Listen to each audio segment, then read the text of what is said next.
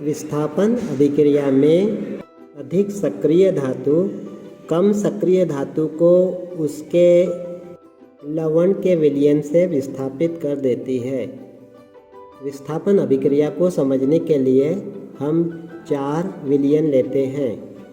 ये विलयन है क्रमशः zinc sulphate, copper sulphate, iron sulphate और एल्यूमिनियम सल्फेट तथा हम ABCD 4 धातुओं की पत्तियां लेते हैं जो कि क्रमशः जिंक, ताम्र, लोह और एल्यूमिनियम की पत्तियां हैं।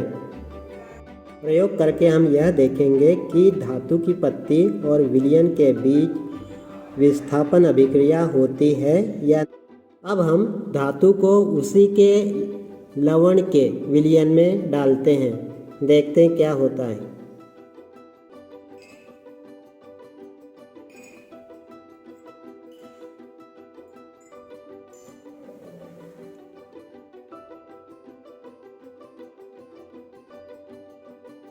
हम देखते हैं कि धातुओं की पट्टियों पर किसी तरह की कोई भी परत जमा नहीं होती है। इसका मतलब यह हुआ कि धातुएं अपने लवण के विलयन के साथ किसी तरह की कोई अभिक्रिया नहीं।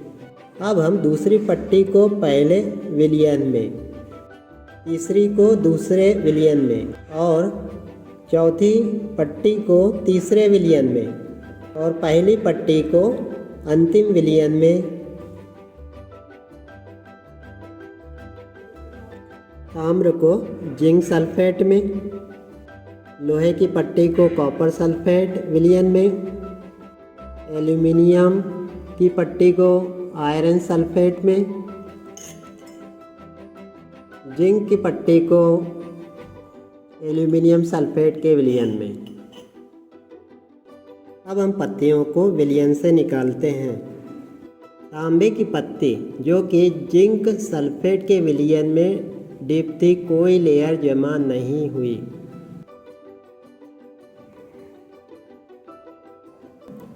लोहे की पत्ती जो कि कॉपर सल्फेट के विलयन में डूबी हुई थी पर लाल तांबे की परत जमा हो चुकी है।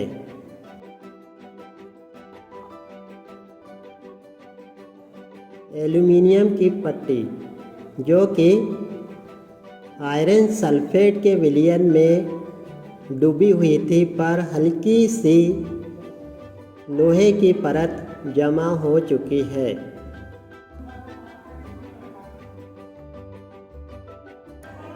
जिंक की पट्टी जो कि एल्यूमिनियम सल्फेट के विलयन में डूबी हुई थी पर कोई परत जमा नहीं हुई है। इस प्रकार हम देखते हैं कि लोहे की पट्टी पर तांबे की परत एवं एल्यूमिनियम की पट्टी पर लोहे की परत जमा होती है। इस प्रकार हमारी परीक्षण तालिका में 8 परीक्षण।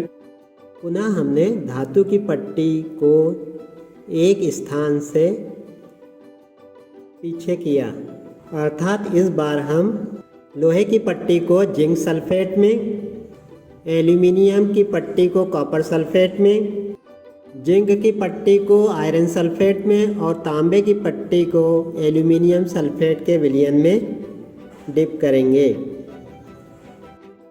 चलिए प्लेटों को विलयनों में डुबाते हैं।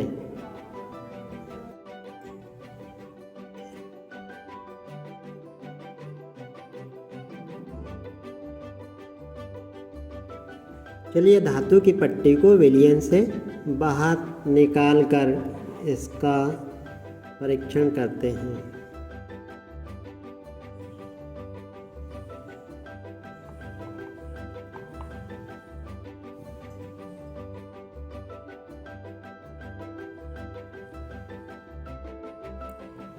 लोहे की पट्टी जो कि जिंक सल्फेट के विलयन में डूबी हुई थी पर कोई परत जमा नहीं हुई है।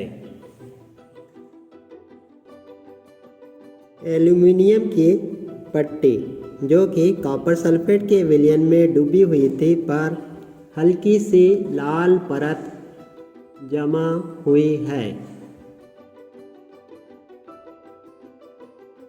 जिंक की पट्टी जो कि आयरन सल्फेट के विलयन में डिप थी पर लोहे की परत जमा हुई है।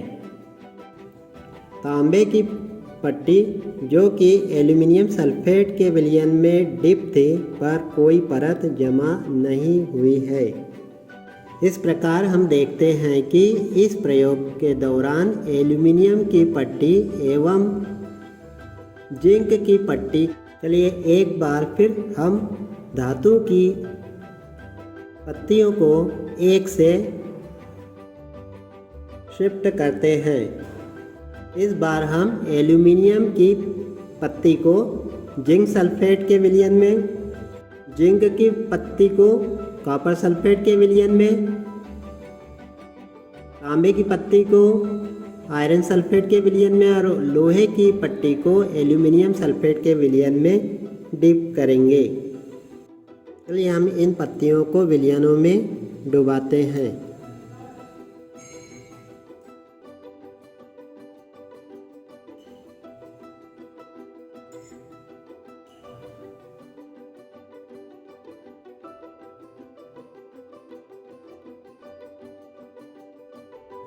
चलिए प्लेट को निकालकर इसका परीक्षण करते हैं।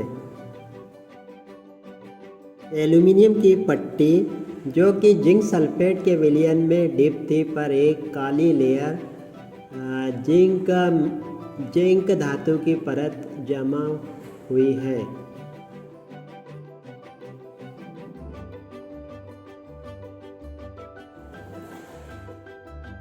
जिंक धातु की पट्टी जो कि कॉपर सल्फेट के विलयन में डूबी हुई थी पर एक लाल कलर की परत जमा हुई है।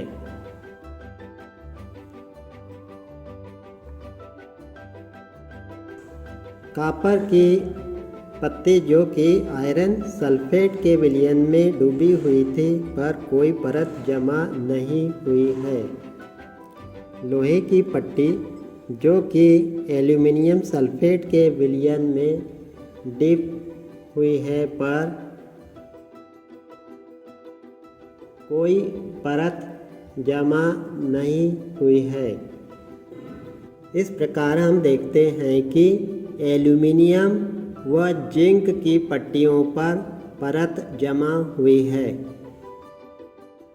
जिंक की पट्टी को कॉपर सल्फेट के विलयन में डुबाने पर इस पर गहरे लाल रंग की परत जमा हुई है जो यह सिद्ध करता है कि जिंक धातु कॉपर धातु से बहुत ज़्यादा सक्रिय है। कभी कभी विस्थापन अभिक्रिया में मुक्त धातु बीकर की तली पर बैठ जाती है। हमने परीक्षण तालिका को पूरा कर लिया है और सक्रियता सीरीज का क्रम है। एल्यूमिनियम सबसे ज़्यादा सक्रिय है जबकि कॉपर